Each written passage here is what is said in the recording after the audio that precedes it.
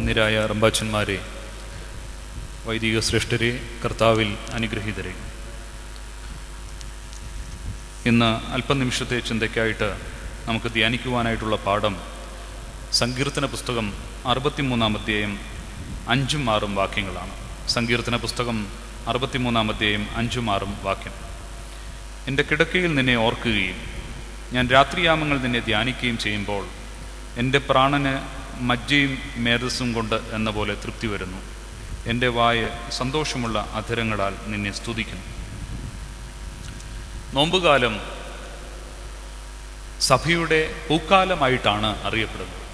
സഭ പുഷ്പിക്കുന്ന, സഭ പൂക്കുന്ന കാലമാണ്. അനുഗ്രഹങ്ങൾ നിറഞ്ഞു കവിയുന്ന കാലമാണ് നോമ്പുകാലം. നോമ്പിൻ്റെ 50 ദിവസം ഒരു വർഷത്തേക്ക് വേണ്ടതായ കൃപകൾ പ്രാപിപ്പാനായിട്ട്, ഒരു റിസർവോയർ പോലെ സംരക്ഷിക്കുവാനായിട്ട്, കൃപകൾ ആർജിച്ചുകൊണ്ട് കൃപകൾ ലോകത്തിലേക്ക് കൈമാറുന്ന പുണ്യത്തിൻ്റെ കാലമാണ്. പിതാക്കന്മാർ പറയുന്നത്, പ്രാർത്ഥന ദുഷ്ടതയോട് തിന്മയോടുള്ള പരിചയാണെങ്കിൽ നോമ്പും ഉപവാസവും എന്ന് പറയുന്നത് പാതാള ഗോപുരങ്ങളോടുള്ള കടന്നാക്രമണം, തിന്മയോട് എതിർത്തിടുവാനായിട്ട് അങ്ങോട്ട് ഇറങ്ങിച്ചെല്ലുന്നതാണ് ഉപവാസമെന്ന് പിതാക്കന്മാർ പറയുന്നു. പ്രാർത്ഥന നമ്മളെ പ്രതിരോധിക്കാനായിട്ട് ശേഷി തരുമ്പോൾ, ഇങ്ങോട്ട് വരുന്ന തിന്മകളെ പ്രതിരോധിക്കാനായിട്ട് ശേഷി തരുമ്പോൾ, ഉപവാസവും നോമ്പും എന്ന് പറയുന്നത് യുദ്ധം ചെയ്യുവാനായിട്ട് മുൻപോട്ട് ഇറങ്ങിച്ചെല്ലുന്നതായ അനുഭവമാണ്. അപ്പോൾ നോമ്പ് നമുക്ക് തിന്മയുടെ എല്ലാ സ്വാധീനങ്ങളെയും അതിജീവിക്കാൻ തക്കവണ്ണം ദൈവം തന്ന ഒരു മാർഗമാണ്. യേശു തമ്പുരാൻ തൻ്റെ ജീവിതത്തിൽ നോമ്പും ഉപവാസത്തിലൂടെയുമാണ് തിന്മയുടെ എല്ലാ സ്വാധീനത്തെയും അതിജീവിപ്പാൻ സാധിക്കുന്നു എന്ന് നമ്മെ പഠിപ്പിച്ചു തന്നിരിക്കും. അതുകൊണ്ട് നോമ്പ് കാലം അനുഗ്രഹത്തിൻ്റെയും പോരാട്ടത്തിൻ്റെയും കാലമായിട്ട് തിന്മയുടെ സ്വാധീനങ്ങളോട് എതിർത്ത് നിൽക്കുവാൻ തക്കവണ്ണം നമ്മുടെ ജീവിതത്തിന് കുറച്ചുകൂടെ ശക്തി തരുന്നതായ കാലമാണ്. 40 ദിവസത്തെ കർത്താവിൻ്റെ നോമ്പ്, മോശയുടെ നോമ്പ്, ഏലിയാവിൻ്റെ നോമ്പ്, നമ്മുടെ പിതാക്കന്മാർ പരിമല തിരുമേനി, പൊമ്പടി തിരുമേനിയും ഒക്കെ ജീവിച്ചിരുന്നതായ നോമ്പിൻ്റെ കാലം, അത് ശക്തീകരിക്കപ്പെടുന്നതായ ഒരു കാലമാണ്.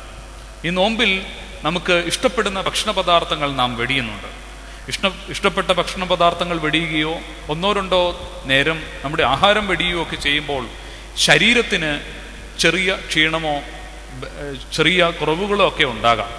എന്നാൽ പിതാക്കന്മാർ പറയുന്നത് ഇതൊരു ക്ഷീണമല്ല, ഇതൊരു വാട്ടമാണ്.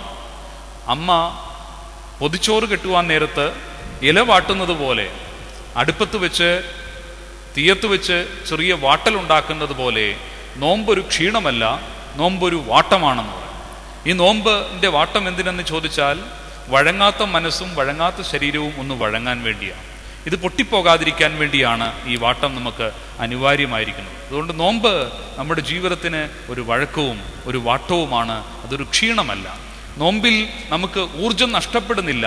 ശരീരത്തിൻ്റെ ഊർജം അല്പം കുറഞ്ഞാലും അത് നഷ്ടപ്പെടുന്നില്ല, അത് ശേഖരിക്കപ്പെടുകയാണ്. അത് ഈ നിലവിളക്കിൽ എണ്ണയൊഴിക്കുന്നത് പോലെയാണ്. മുകളിലത്തെ തട്ടത്തിൽ എണ്ണയൊഴിച്ചു കഴിയുമ്പോൾ അത് തുളുമ്പി താഴേക്ക് പോകുമോ എന്ന് വിചാരിക്കും, പക്ഷേ പോകുന്നില്ല. താഴത്തെ തട്ടത്തിൽ ശേഖരിക്കപ്പെടുകയാണ്. താഴത്തെ തട്ടത്തിൽ ശേഖരിക്കപ്പെടുന്ന എണ്ണയാണ് പിന്നീട് ഒരിക്കൽ മുകളിലത്തെ തട്ടത്തിൽ എപ്പോഴെങ്കിലും എണ്ണ ആവശ്യമുള്ളപ്പോൾ നാം കോരി ഒഴിക്കുന്നത്. അതുപോലെ നോമ്പിൽ നമ്മുടെ ശരീരത്തിൻ്റെ ഊർജ്ജം അല്പം ചോർന്നു പോയെന്ന് തോന്നിയാലും നഷ്ടപ്പെടുന്നില്ല, അത് ആത്മാവിൻ്റെ തട്ടത്തിൽ ശേഖരിക്കപ്പെടുകയാണ്. ശരീരം ദുർബലപ്പെടുമ്പോൾ, മനസ്സ് ദുർബലപ്പെടുന്ന ഏതെങ്കിലും നിമിഷം ഉണ്ടാകുമ്പോൾ ആത്മാവിൻ്റെ തട്ടത്തിലെ എണ്ണ തിരികെ നമ്മുടെ ജീവിതത്തിന് അത് പ്രയോജനപ്രദമാകുന്നു എന്നാണ് പിതാക്കന്മാർ നമ്മെ പഠിപ്പിക്കുന്നത്. ഈ വേദഭാഗം നമുക്ക് സുപരിചിതമാണ്. എല്ലാ പ്രഭാത നമസ്കാരത്തിലും പൗരസ്ത്യ പാരമ്പര്യത്തിൽ ഉരുവിടുന്ന വേദഭാഗമാണ്. ഇത് ദാവീദിൻ്റെ സങ്കീർത്തനമാണ്. ദാവീദ് തൻ്റെ പ്രതിസന്ധിയുടെ ഘട്ടത്തിൽ, ജീവിതത്തിൻ്റെ വല്ലാതെ ബുദ്ധിമുട്ടുന്നതായ കാലത്ത് അവൻ ഉരുവിട്ട പാട്ടാണ്. ഒരു മനുഷ്യൻ്റെ പ്രതിസന്ധി കാലഘട്ടത്തിൽ, പ്രതിസന്ധിയിൽ ഉരുവിടുന്ന വാക്കുകളാണ് അവൻ്റെ വ്യക്തിത്വം എന്ന് പറയുന്നത്. നമ്മൾ സന്തോഷത്തോടും സമ്പൽ സമൃദ്ധിയിലും ഇരിക്കുമ്പോൾ നാം ഉരുവിടുന്ന വാക്കുകളേക്കാൾ പ്രതിസന്ധിയുടെ നടുവിൽ ഒരു മനുഷ്യൻ ഉരുവിടുന്ന വാക്കാണ് ആ വ്യക്തിയുടെ വ്യക്തിത്വം എന്ന് പറയുന്നത്. ഇവിടെ ദാവീദിന്റെ വ്യക്തിത്വത്തെ പ്രകടമാക്കുന്ന ഭാഗമാണ് 63-ാം സങ്കീർത്തനം. ആ സങ്കീർത്തനത്തിൽ പറയുന്ന പ്രധാനമായ ഒരു ചിന്തയാണ്, എൻ്റെ കിടക്കയിൽ നിന്നെ ഓർക്കുകയും ഞാൻ രാത്രിയാമങ്ങൾ നിന്നെ ധ്യാനിക്കുകയും ചെയ്യുമ്പോൾ എൻ്റെ പ്രാണന് മജ്ജയും മേധസ്സും കൊണ്ടെന്ന പോലെ തൃപ്തി വരുന്നു. ദൈവസന്നിധിയിലുള്ള ധ്യാനം നമ്മുടെ ജീവിതത്തിന് മജ്ജയും മേധസ്സും പോലെയാണെന്ന് പറയും. ഞാൻ ഈ മജ്ജ എന്താണെന്ന് മനസ്സിലാക്കുവാൻ തക്കവണ്ണം ലൈബ്രറികളിൽ ഒന്ന് പരിശോധിക്കുകയുണ്ടായി.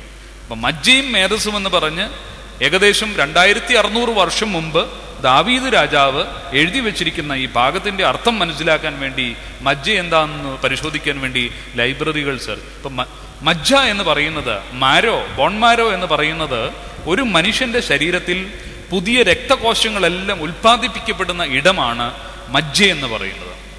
മേധസ് എന്ന് പറയുന്നത് നമ്മുടെ ഫാറ്റാണ്.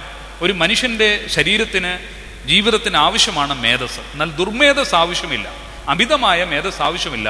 എല്ലാവർക്കും മേധസ് ആവശ്യമാണ്. അപ്പം മജ്ജ ഒരു മനുഷ്യന്റെ പുതിയ ജീവനെ ഉൽപ്പാദിപ്പിക്കുന്ന, പുതിയ രക്തകോശങ്ങളെ ഉൽപ്പാദിപ്പിക്കുന്ന ഇടമാണ് മജ്ജ എന്ന് പറയുന്നത്. മേധസ്സാണ് ഒരു മനുഷ്യന് രൂപം നൽകുന്നത്. ഈ സങ്കീർത്തനക്കാരൻ പറയുകയാണ്, രാത്രിയാമങ്ങളിൽ നിന്നെ ധ്യാനിക്കുകയും ചെയ്യുമ്പോൾ എൻ്റെ പ്രാണന് മജ്ജയും മേധസ്സും കൊണ്ട് എന്ന പോലെ തൃപ്തി വരുന്നു. മജ്ജ മേധസ് പോലെ പുതിയ ജീവിത ദർശനങ്ങളെ രൂപപ്പെടുന്നത് ധ്യാനത്തിലാണ്. പുതിയ രൂപങ്ങൾ നമുക്ക് ലഭിക്കുന്നത് ധ്യാനത്തിലാണ്.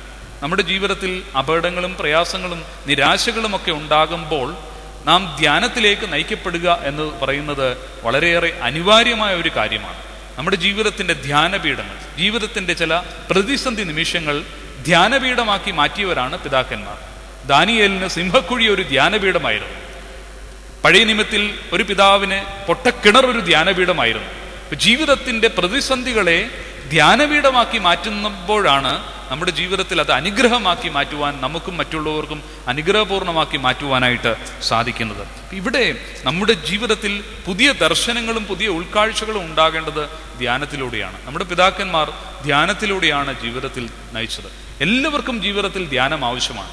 ഒരു പുരോഹിതന് അവൻ്റെ പൗരോഹിത്യ ശുശ്രൂഷയിൽ ഏറ്റവും അനിവാര്യമായിരിക്കുന്ന ഒന്നാണ് ധ്യാനം എന്ന് പറയുന്നത്. ധ്യാനം നഷ്ടപ്പെട്ടാൽ പൗരോഹിത്യ ശുശ്രൂഷയുടെ മേന്മകൾ നഷ്ടപ്പെടുവാനായിട്ടിടയാകും.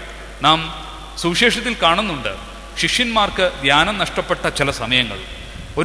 ഒരു നാട്ടിലൂടെ, ശമര്യക്കാരുടെ ഒരു നാട്ടിലൂടെ പോകുമ്പോൾ അവർ ക്രിസ്തുവിനെ സ്വീകരിക്കാതെ വരുമ്പോൾ, ഈ ശിഷ്യന്മാരെ കൈക്കൊള്ളാതെ വരുമ്പോൾ അവർ ചെന്ന് ക്രിസ്തുവിനോട് പറയുകയാണ്, ഏലിയാവ് ചെയ്തതുപോലെ തീ ഇറക്കി ഇവരെ നശിപ്പിക്കണമെന്ന് ഞങ്ങൾ പറയുന്നത് നിനക്ക് ഇഷ്ടമാകുന്നുവോ എന്ന് ചോദിക്കുകയാണ്. അപ്പോൾ കർത്താവ് അവരെ ശകാരിച്ചുകൊണ്ട് പറയുകയാണ്, നിങ്ങൾ ഏത് ആത്മാവിന് അധീനരെന്ന് നിങ്ങൾ അറിയുന്നില്ല. മനുഷ്യപുത്രൻ മനുഷ്യന്റെ പ്രാണങ്ങളെ നശിപ്പാനല്ല, വീണ്ടെടുപ്പാൻ അത്രേ വന്നത്. ഇത് ധ്യാനമാണ്, ക്രിസ്തു ധ്യാനമാണ്. ആദ്യം അവർ പറഞ്ഞത് അവരുടെ ജീവിതത്തിന്റെ പ്രതിസന്ധികളിൽ മാനുഷികമായി ഉണ്ടാകുന്ന വികാരങ്ങളിൽ നിന്നുള്ള പ്രകടനമാണ്. അപ്പോൾ മനുഷ്യ ജീവിതത്തിൽ, പൗരോഹിത്യ ജീവിതത്തിലായാലും മനുഷ്യന്റെ ഏത് അവസ്ഥയിലുള്ള ജീവിതത്തിലായാലും ധ്യാനം നഷ്ടപ്പെടുന്ന അവസ്ഥയിൽ മനുഷ്യൻ പ്രതികരിക്കുന്നത് വൈകാരികമായിട്ടായിരിക്കാം. അവൻ അപ്പോഴുണ്ടാകുന്ന വികാരപ്രകാരമുണ്ടാകുന്ന പ്രകടനങ്ങളാണ്. പക്ഷെ ധ്യാനമുള്ള മനുഷ്യൻ ചിന്തയിലൂടെ അവൻ്റെ ചിന്തയെ തിരുത്തുവാനായിട്ടും, ചിന്തയിലൂടെ അവൻ്റെ ചിന്തകളെ തിരുത്തുവാനായിട്ടും, അവൻ്റെ യഥാർത്ഥമായ സത്തയെ വീണ്ടെടുക്കുവാനായിട്ടും ധ്യാനത്തിലൂടെ സാധിക്കും. അപ്പൊ ഇന്ന് ലോകത്തിന് വേണ്ടത്, മനുഷ്യ വ്യക്തികൾക്ക് വേണ്ടത് ശരിയായ ധ്യാനം നയിക്കുന്ന മനുഷ്യരെയാണ്. ഒരു ഡോക്ടർക്ക് നല്ല ധ്യാനമുണ്ടെങ്കിൽ മാത്രമേ മുൻപിൽ കാണുന്ന രോഗിയെ ശുശ്രൂഷിക്കുമ്പോൾ മാനുഷിക ഭാവം വെളിപ്പെട്ടു വരുവാനായിട്ട് സാധിക്കുകയുള്ളൂ. ഒരു അധ്യാപകൻ അവൻ്റെ ധ്യാനം ഉണ്ടാകുമ്പോൾ മാത്രമേ നന്നായിട്ട് തൻ്റെ വിദ്യാർത്ഥികളെ, തൻ്റെ മുമ്പിലിരിക്കുന്ന കുഞ്ഞുങ്ങളെ പരിപാലിച്ച് വളർത്തിയെടുക്കുവാൻ തക്കവണ്ണമുള്ള ഒരു ആർജവത്വം ഉണ്ടാവുകയുള്ളൂ. അല്ലെങ്കിൽ അവൻ ഈ സമകാലീന ലോകത്ത് നാം കാണുന്നത് പോലെ അധ്യാപനത്തിൻ്റെ മഹത്വം അവൻ നഷ്ടപ്പെടുത്തും. ഒരു അമ്മ ഒരു കുടുംബത്തെ നയിക്കണമെങ്കിൽ ധ്യാനമുണ്ടാകണം. ഒരു പിതാവ് ഒരു കുടുംബത്തെ നയിക്കണമെങ്കിൽ ഈ ധ്യാനമുണ്ടാകണം. ഈ ധ്യാനം അവനില്ല എങ്കിൽ അവൻ്റെ ജീവിതത്തിലെ പ്രതിസന്ധികൾ അവൻ പരാജയപ്പെട്ടു പോകുവാനായിട്ടിടയാണ്. നാം പഴയ നിയമത്തിൽ മോശയെ കാണുന്നുണ്ട്. മോശ ഒരു നല്ല നേതാവാണ്. പക്ഷേ മോശയ്ക്കുണ്ടായിരുന്ന ഗുണം, മോശയ്ക്ക് ധ്യാനമുണ്ടായിരുന്നു. ജീവിതത്തിലെ പ്രതിസന്ധികളിൽ താൻ നയിക്കുന്ന ഇസ്രായേൽ ജനതയുടെ പ്രശ്നങ്ങൾ വരുമ്പോൾ അവൻ ജനങ്ങളോട് ആലോചന ചോദിക്കാനായിട്ടല്ല പോകുന്നത്. മലമുകളിൽ കയറിയെന്ന് ദൈവത്തോട് ആലോചന ചോദിച്ചിട്ട് ദൈവഹിതപ്രകാരം തൻ്റെ ജനത്തെ നയിക്കുവാനായിട്ട് തിരിച്ചിറങ്ങി വരുന്ന മോശയെ നാം പഴയ നിയമത്തിൽ കാണുന്നത്. നമ്മുടെ അപ്പനും അമ്മയും വല്യപ്പനും വല്യമ്മയും ഒക്കെ അവരുടെ ജീവിതത്തിൽ സമ്പൽ സമൃദ്ധിയുടെ നടുവിലല്ല നമ്മുടെ മുതിർന്നവരെയൊക്കെ വളർത്തിയത്. പക്ഷേ അവർക്കുണ്ടായിരുന്നത് ദൈവത്തിലുള്ള വിശ്വാസവും ദൈവധ്യാനവുമായിരുന്നു. അവർക്കൊന്നുമില്ല എങ്കിലും രാത്രിയാമങ്ങളിൽ അവർ മുട്ടിന്മേൽ നിന്ന് ദൈവസന്നിധിയിൽ പ്രാർത്ഥിക്കുമ്പോൾ അവരുടെ മുമ്പിൽ വഴികളൊന്നും ഉണ്ടായിരുന്നില്ല എങ്കിലും നടത്തുവാൻ തക്കവണ്ണമുള്ള പെരുവഴികളെ ദൈവം അവർക്ക് ഒരുക്കി കൊടുത്തിരുന്നു. മോശ ഇസ്രായേൽ ജനതയെ നയിച്ചു കൊണ്ടുവരുമ്പോൾ മുമ്പിൽ ചെങ്കടൽ കിടക്കുന്നു, പുറകിൽ മിസ്രൈമിയ സൈന്യമാണ്.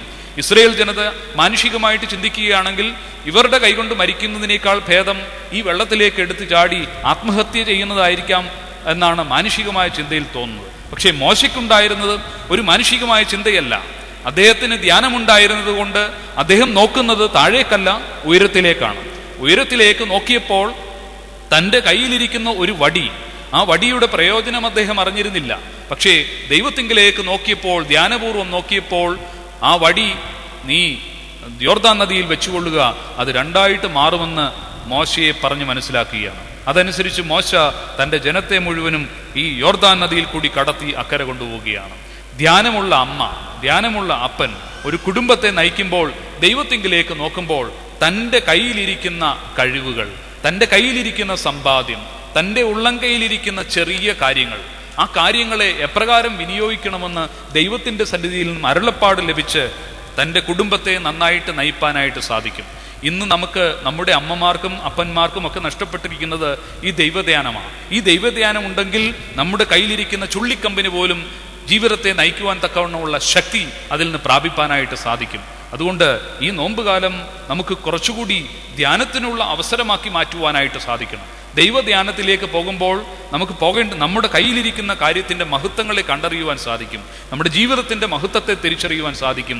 നമ്മുടെ കയ്യിലിരിക്കുന്ന കാര്യങ്ങൾ എങ്ങനെ ഉപയോഗിക്കണമെന്ന് പഠിക്കുവാനായിട്ട് സാധിക്കും. 72-ാം സങ്കീർത്തനത്തിൽ ആസാഫ് പറയുന്നത് പോലെ അവൻ്റെ മുമ്പിൽ യാതൊരു വഴികളും അവൻ്റെ ബുദ്ധിപരമായിട്ട് നോക്കിയിട്ട് കാണുന്നില്ല. പക്ഷേ ധ്യാനത്തിലൂടെ നോക്കിയപ്പോൾ മനസ്സിൻ്റെ ഉള്ളിൽ പെരുവഴികൾ നൽകുന്ന ദൈവത്തെ കാണുന്നു. മനസ്സിൻ്റെ ഉള്ളിൽ പെരുവഴികൾ നൽകുന്ന ദൈവം.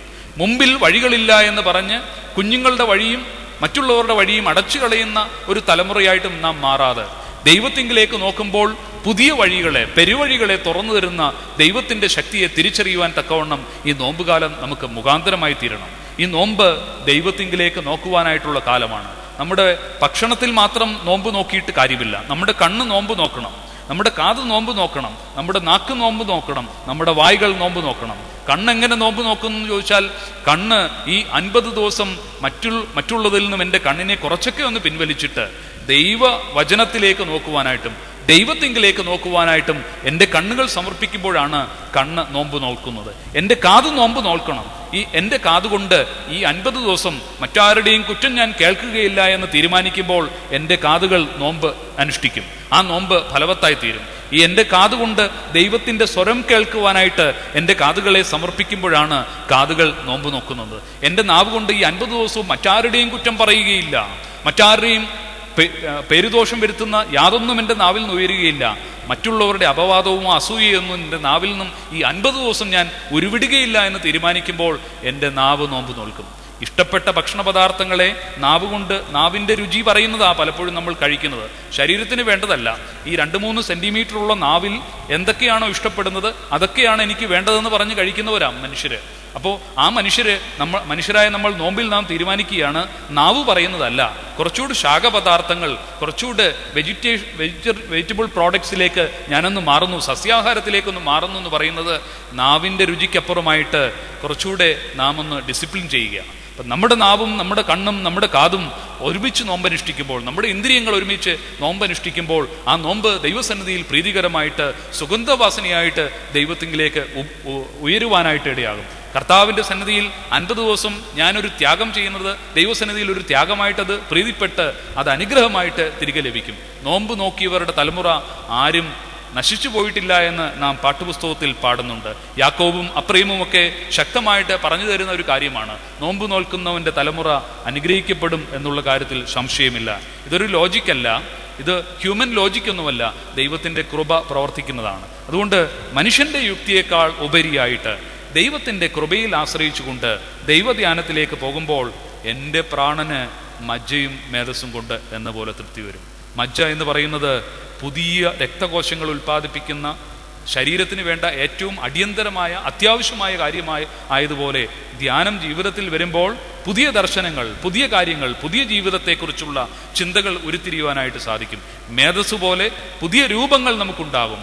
നമുക്ക് ഇതുവരെ ഉണ്ടാകുന്ന ഭാവമല്ല, നല്ല മേധസ്സുകൊണ്ട് നല്ല രൂപങ്ങൾ നമുക്ക് ഉണ്ടാക്കിയെടുക്കുവാനായിട്ട്, പ്രാണന് പുതിയ രൂപങ്ങൾ ഉണ്ടാക്കിയെടുക്കുവാനായിട്ട് സാധിക്കും. എൻ്റെ വായ സന്തോഷമുള്ള അധരങ്ങളാൽ നിന്നെ സ്തുതിക്കുന്നു. ഈ നോമ്പ് സ്തുതിയുടെ, സ്തോത്രത്തിൻ്റെ, മഹത്വത്തിൻ്റെ, ധ്യാനത്തിൻ്റെ കാലയളവായി മാറ്റുവാൻ ദൈവത്തിൻ്റെ പരിശുദ്ധ റൂഹ നമ്മെ സഹായിക്കട്ടെ. പരിശുദ്ധനായ പരിമല തിരുമേനിയുടെ ജീവിതം, അദ്ദേഹത്തിൻ്റെ മധ്യസ്ഥതയും നമുക്ക് അതിന് മുഖാന്തരമാകട്ടെ.